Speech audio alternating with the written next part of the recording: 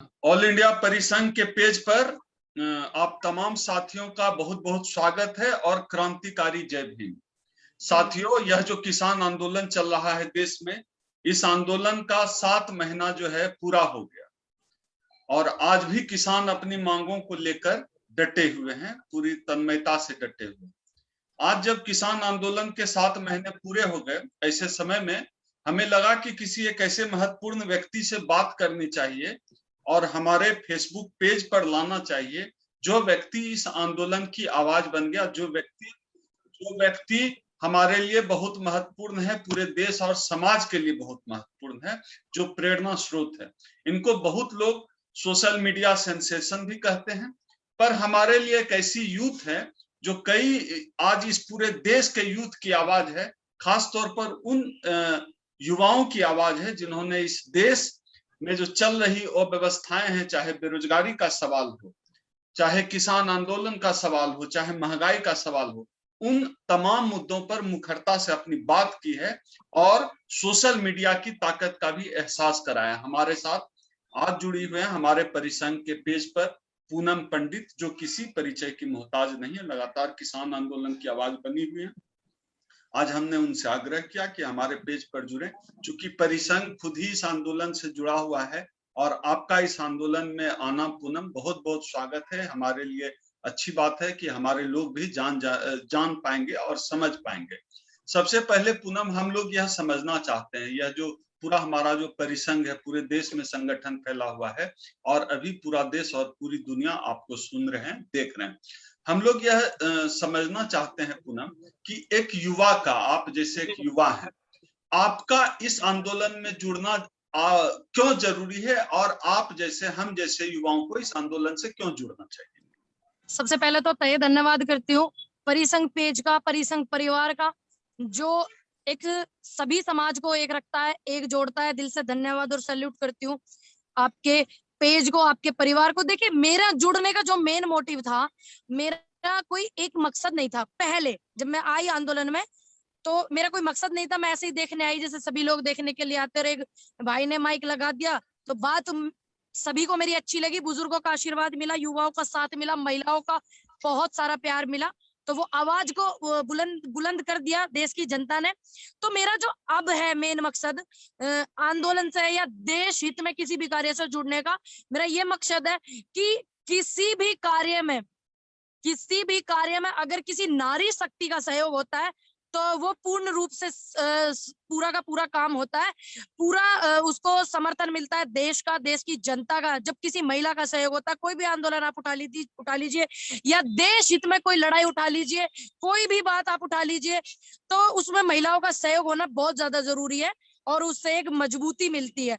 दूसरी बात, मैं एक युवा हूँ और लोगों ने मुझे इतना आशीर्वाद दिया, युवाओं ने भी साथ बहुत ज्यादा दिया, तो मेरे उससे लोगों को, एक युवाओं में एक जाग हुआ है।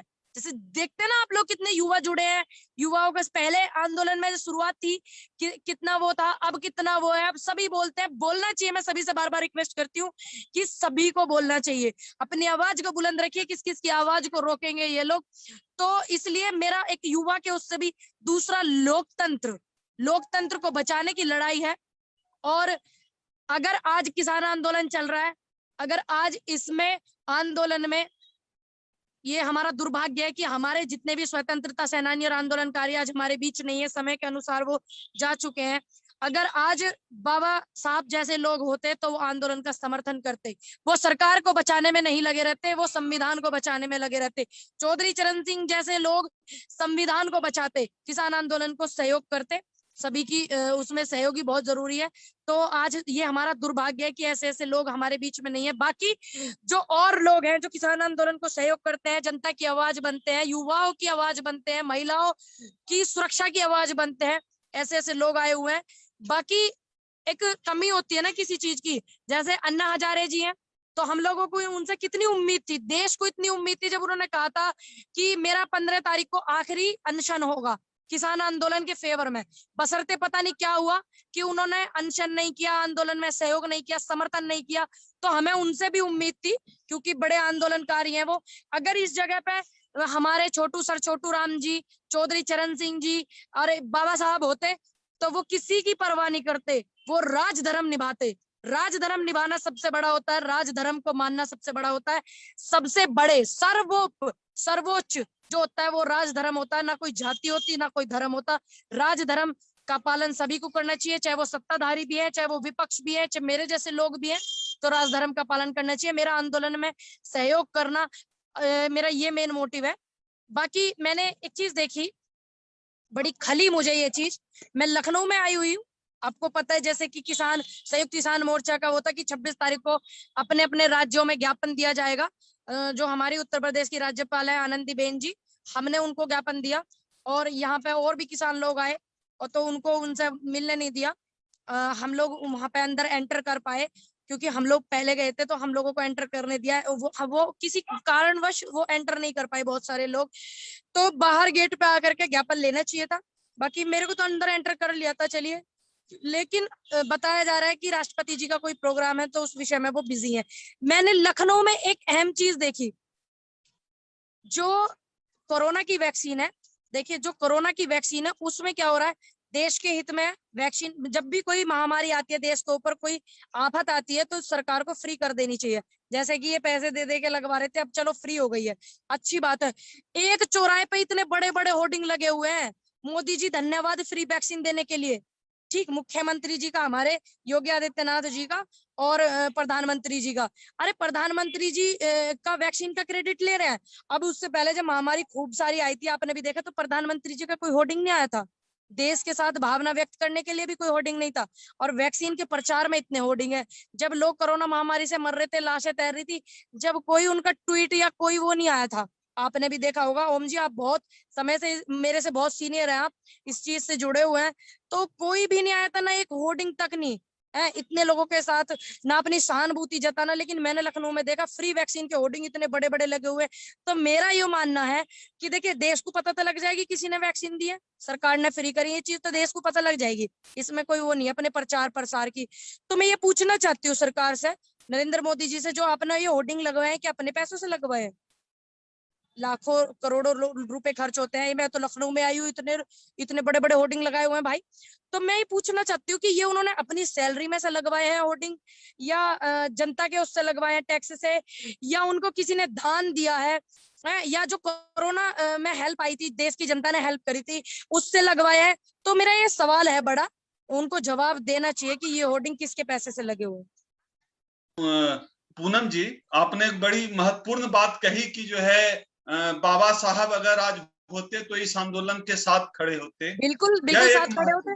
तो एक बात और आती है, बाबा साहब को लेकर बहुत लोग कहते हैं कि वह सिर्फ दलितों के नेता थे, आपका नहीं, क्या देखिए, आपने देखा था बाबा साहब की जयंती थी, तो मैं गई थी हरियाणा में किसी उसमें, तो वहां पे भी एक मेरी सिस्टर बोल रही थी कि बाबा साहब सिर्फ दलितों के हैं।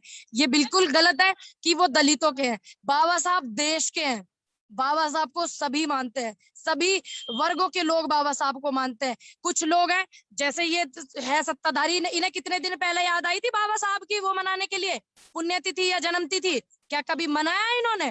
तो ऐसे लोग हैं जो नहीं मानते। बाकी बाबा साहब ने जो काम किए हैं, बाबा साहब ने सर्व जनता हित में काम किए हैं, और सबसे ज्यादा काम उन्होंने महिलाओं के लिए करे हैं। उन्होंने दलित महिलाओं के लिए नहीं करे, महिलाओं के लिए करे। तो उसमें सभी महिलाएं आ जाती हैं, सभी जाति की, सभी धर्मों की महिलाएं। जो आज हम आजाद घूम रहे हैं, आज जींस पैंट पहन के घूम रहे हैं, तो ये बाबा साहब की देन है।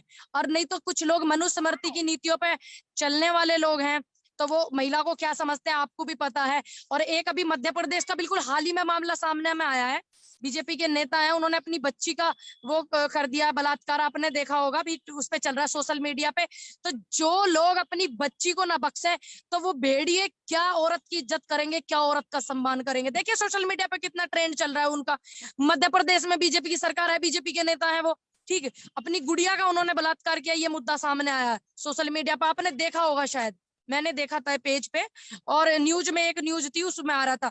तो जो अपनी बेटी को, जिसे पैदा करते हैं, बाप एक ख्वाब देखता है कि मेरी बेटी होगी तो मुझे फिर से सब चीज सिखाएगी, वो उस बच्ची को ना बख्शेंगे तो वो क्या किसी महिला को सम्मान दिलवाएंगे? क्या किसी महिला का सम्मान करें? क्या महिला शक्ति बचाओ और ये बचाओ और वो बचाओ के नारे लगाएंगे? तो आप देख ही रहे। तो बाबा साहब का बहुत अहम योगदान है सभी के लिए। उन्होंने शिक्षा पे काम किया, शिक्षा दलितों के लिए नहीं, सबके लिए। उन्होंने गरीब लोगों पे काम किया। गरीब में ये नहीं था कि दलित आए, गरीब में वो था कि जिसके पास धन नहीं है, जो पढ़ा लिखा नहीं है, उनके सबके लिए काम किया। उन्होंने महिलाओं के लिए काम किया। उन्होंने संविधान देश के लिए लागू करा, किसी दलित समाज के लिए लागू नहीं करा। पूनम जी, 2014 और 2019 ये तो जीत ले गए, अभी फिर राम मंदिर का उद्घाटन ये करेंगे अगले चुनाव में, क्या लगता है फिर ले जाएंगे क्या? देखिए ओम जी, 7 साल तो हमें होगी देखते देखते। राम मंदिर चिल्ला चिल्ला के ये आए थे, इनकी सरकार राम मंदिर चिल्ला चिल्ला के आई थी, और 7 साल हमें हो गए, अभी तक राम मंदिर नहीं बना। उसका चंदा और ये लूट लूट कर खा गए। ऐसी मशीनें न तैयार कर दी कि 2 करोड़ की जमीन इंगे को ढालो, सारे 18 करोड़ की 10 मिनट में निकालो। मेरे हिसाब से आप मेरे बहुत सीनियर हैं, और आपने भी ऐसी प्रोग्रेस देश में नहीं देखी होगी, ऐसी उछाल शेयर बाजार में नहीं आई होगी आज तक। 2 करोड़ की जमीन डालो इस मशीन में से, इंगे 10 मिनट में 18 करोड़ की निकालो। तो ये तो राम मंदिर के नाम पे चंदा और खा गए भगवान के नाम पे। ठीक, तो अब आप भी देख लेना कितने ये चुनावों से पहले बनवा देंगे, राम मंदिर पूरा खड़ा कर देंगे बना करके। अच्छी बात है, ईश्वर को घर मिल रहा, परमात्मा को। हाल तक किसकी क्या औकात है कि वो परमात्मा को घर देगा? ये तो बस इनके वो हैं स्टंट। अच्छी बात है, मंदिर बनना, सहयोग करते हैं हम भी, करना चाहिए। ठीक है, मंदिर बनाइए, बना कहाँ है वो तो दिखाओ। वो तो चंदा भी लपेट लिया भाई। ये लोग जो है चंदे का पैसा भी खा गए, लेकिन इनका जो नारा था, आप यूथ हैं इसलिए आपसे चर्चा कर लेते हैं, जो है बहुत हुई बेरोजगारी की मार, अब की बार मोदी सरकार, क्या कहना? अरे हम आंदोलनकारी नहीं बनते, हम आंदोलन नहीं करते। एमए किया हुआ है मैंने पॉलिटिकल साइंस ऑनर्स से, कहीं नौकरी करते। 2018 में इंटरनेशनल में गोल्ड मेडल है शूटिंग में। ठीक, नेशनल भी खेले कई सारे, कितनी नौकरी मिली। और जरा जाइए ग्राउंड रिपोर्ट लेकर रिपोर्टरों को भेजना, पता चल जाएगा कितने युवा नौकरी पे, कितने करोड़ों पद बांटे इन्होंने। देखिए जाकर के शिक्षा विभाग में कितने पद खाली हैं, देखिए जरा, आप चेक करिए ना। इनकी पहली वो थी कि ये आकर के नौकरी खत्म करे, वो इन्होंने कर दी भाई, क्या करें। देखिए ना युवा कितना नौकरी पे चढ़ा हुआ। आज इतना सारा युवा, देखा नहीं आपने एसएससी के बच्चे, 2.5 लाख बच्चे दिल्ली में आंदोलन कर रहे थे, हैं? वो ऑल मेडिकल फिट बच्चे थे। सिर्फ क्या मांग रहे थे? भीख नहीं मांग रहे थे, हक मांग रहे थे, अधिकार मांग रहे थे, ज्वाइनिंग लेटर मांग रहे थे। दिया इन्होंने? क्या दिया इन्होंने? क्या दिया? लाठी डंडे ये दिए ना। किसान अपने अधिकार मांग रहे हैं, क्या दे रहे हैं? लाठी डंडे यही दे रहे हैं ना, जेल मुकदमे यही दे रहे हैं ना ये। हम लोग चाहे मोदी जी को कुछ भी कह दें, लेकिन ये लोग तो कहते हैं कि मोदी जी अब विश्व नेता हैं, वर्ल्ड लीडर। 5 विश्व नेताओं में मोदी जी का नाम आता है, इसमें कोई झूठी बात नहीं है। जो वर्ल्ड में 5 बड़े और शक्तिशाली नेता हैं उनका नाम आता है, 5 बड़े नेताओं का। लेकिन कोरोना काल में सबसे ज्यादा फेल कौन सी सरकार रही, कौन से नेता रहे, आप ही बताइए ओम जी। रहे ना मोदी जी, देखा था आपने, ये रिकॉर्ड आया था। तो ऐसे विश्व नेता का क्या फायदा जो अपनी प्रजा के लिए कुछ न कर सके? ऐसे विश्व नेता का क्या फायदा जगह जगह आंदोलन चलवाए? ऐसे विश्व नेता का क्या फायदा? तो आपके हिसाब से कोई खुश नहीं है, न स्टूडेंट खुश है, रोजगार नहीं मिल रहा है, किसान सड़क मेरे पर। हिसाब से तो है नहीं, आपके हिसाब से हो, आप मेरे सीनियर हैं, आप बता दीजिए। पत्रकारों की हालत खुश है, पत्रकारों की क्या हालत है? कुछ लोग खुश हैं, वो लोग खुश हैं जो जिनका जमीर जिंदा नहीं है, जो दलाली से पेट भर लेते हैं, जो तलवे चाट चाट के भर लेते हैं। ठीक, कुछ लोग तो तलवे चाट के सुबह को देख लियो मरे ना पावे। ठीक, इतने तलवे चाट रहे हैं, तो वो लोग खुश हैं जिनका जमीर जिंदा नहीं है। और जो ऐसे भेड़िए हैं जिन्होंने अपनी बेटी का बलात्कार करा, ऐसे ऐसे लोग हैं, इनको बचाने के लिए सरकार बैठी है, ऐसे ऐसे लोग खुश हैं। बाकी देश को पता कौन कितना खुश है। पश्चिम बंगाल में खेला हो गया, यूपी में क्या लगता है? बखेला होवे, यूपी है भाई, यूपी बड़ी है, 403 के करीब सीट है। तो यूपी में तो, बंगाल में तो इतनी है भी नहीं। बंगाल में खेला हुआ तो यूपी में बखेला होवे। होना चाहिए नहीं होना चाहिए, इनकी सीट नहीं आनी चाहिए, इनकी सीट नहीं आनी चाहिए, और इनको जीत हासिल नहीं होनी चाहिए। अगर इनको जीत हासिल हो गई ना, तो ये इतना प्रताड़ित कर देंगे जनता को, इतना प्रताड़ित कर देंगे कि जिंदा रहने को ही विकास समझने लगेगी जनता। ये हिटलर की नीतियों पर चलते हैं, जैसे हिटलर ने जनता को इतना प्रताड़ित कर दिया था कि जिंदा रहने को लोग विकास समझने लग जावे। तो ये उन नीतियों पर चलने वाले लोग हैं। तो सभी, देखिए मैं ये नहीं कहूंगी आप अपना वोट उसे डालें उसे डालें, आपका अधिकार है, आजाद देश में आप रहते हैं, किसको वोट डालें, हमें इस बात से कोई लेना देना नहीं। लेकिन लोकतंत्र को बचाने के हित में इनको वोट न डालें, बस मेरा यही है। और देश में शांति बना करके रखें। सभी धर्मों से अनुरोध है कि कुछ ना कुछ ऐसा लड़ाई झगड़ा कुछ ना कुछ करने की सोचेंगे तो आपको लड़ना नहीं है किसी से। बस मैं ये चीज बार बार बोल रही हूँ, हर सोशल मीडिया में, हर इंटरव्यू में मैं ये चीज बोल रही हूँ। लेकिन किसान नेता तो आजकल बता रहे हैं कि साइकिल से चलने से सेहत ठीक रहता है। देखिए मैंने भी कही ये वाली बात, तो इसमें क्या मैंने गलत कहा? भाई बाबा रामदेव जी, जिन्हें आप भारत गुरु कहते हो, योग गुरु कहते हो, और कोई से गुरु और कोई से गुरु का नाम देते हो, बाबा रामदेव जी साइकिल लेकर निकले, उनसे उनके लिए कहा 35 रुपए में तेल आना है, अब काय को नहीं आ रहा, तो बाबा रामदेव जी कह रहे साइकिल चलाओ और स्वस्थ रहो, पेट्रोल सस्ता नहीं होगा। और गांव में तब भी चला मैं साइकिल। तब बाबा रामदेव जी साइकिल चला सकते तो तुम जैसे और हम जैसे ना चला सकते भैया? Z+ सिक्योरिटी वाले व्यक्ति साइकिल चला सके तो क्या आप नहीं चला सकते ओम जी? हाँ, बताओ। यूपी चुनाव तक मतलब आप कह रहे हैं साइकिल चलाने से सेहत ठीक रहता है? नहीं मैं तो कह रही हूँ साइकिल चलाओ, सेहत ठीक रखो। यूपी चुनाव जरूरी थोड़ी यूपी चुनाव तक ही रखो भाई, साइकिल तो चलानी चाहिए, हमेशा चलाओ सेहत के लिए। बिल्कुल, आपने बिल्कुल ठीक कहा। आप तो कह रही हैं कि देश की जनता बेहाल बदहाल है, लेकिन मोदी जी तो कह रहे हैं कि विश्व गुरु बना रहे हैं। भैया अगर तुम्हें थोड़ा बहुत तुम्हारी शोर सिफारिश चल जाना तो मेरा मोदी जी से एक ऐसा आमने सामने वार्तालाप करवा दियो, 4 सवाल 5 सवाल पूछूं गिनती के। आप पूछ लो 5 सवाल। हाँ जी, मैं बोल रही हूँ ना, आप मेरे को जो है समय निकलवा के जरा दीजिए, तो उनसे 4 या 5 सवाल जनता के सामने 4-5 सवाल करूंगी। अगर वो जवाब कैसे देते हैं आप वो देखना, कितना घुमाते हैं, कितना मीडिया के सामने आते हैं, वो कितना जनता को संबोधित करते हैं। वो नहीं करते हैं क्योंकि उनके पास सच्चे पत्रकारों के सवालों के जवाब नहीं होते। मैं अपना अधिकार मांग रही हूँ भाई, अधिकार मांग रही हूँ। मैं भारत में रहती हूँ, मेरा अधिकार है मैं अपने प्रधानमंत्री जी से सवाल करूं।